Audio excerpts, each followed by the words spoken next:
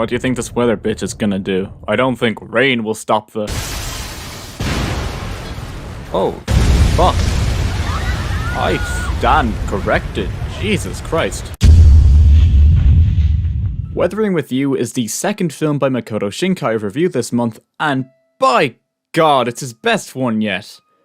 As a director that likes to make sad boy cook shit with pretty shots of the weather, having a plot that facilitates both of his inherent filmmaking interest and strength led to the perfect premise for a Shinkai film.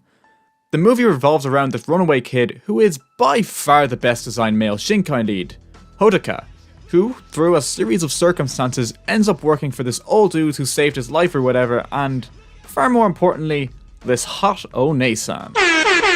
He's employed to search for a real-life weather girl, somebody that can control the weather, for an interview for their shitty magazine.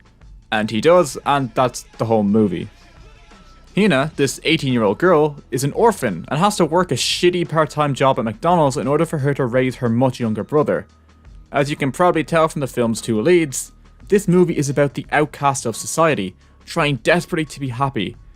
And what I find most interesting to Shinkai's approach is that he doesn't shun either character's behaviour in the slightest. Characters in the film will constantly tell Hodaka that he should probably go back to where he came from, and the film itself shows that he's probably in over his head. But Hodaka perseveres despite all this, and once he manages to get his shit together, he genuinely seems happy in a scenario that is shunned by most of society. This premise could have easily led to some gay melodramatic bullshit, but the charming characters that Shinkai uses to tell the story led to an almost family film tone that for some reason works. The darker aspects of the plot still hold their intended weight, but the charming characters doing things as simple as giving a stranger a burger lead to a delightfully paced film that I genuinely wanted to continue from start to finish without once feeling bored, which is rare for anime films today. Honestly, the only major criticism I have for this film is when the characters from Your Name turned up.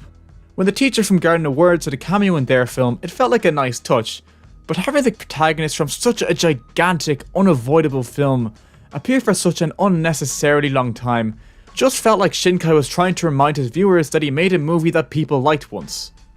Regardless, don't let that short blemish in the film stop you from watching what I can very easily consider Shinkai's best film to date. 9 out of 10. This video is the 21st in a series of daily uploads where I review some movies I missed over the last decade in the hopes of making the ultimate anime of the decade list.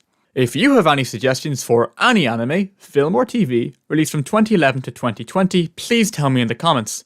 I want to find out about it now as opposed to after I make the big ass video. Also, I'm going to say some cringy sellout shit. And tomorrow's film is One Piece Stampede if you want to watch it in advance. See you then.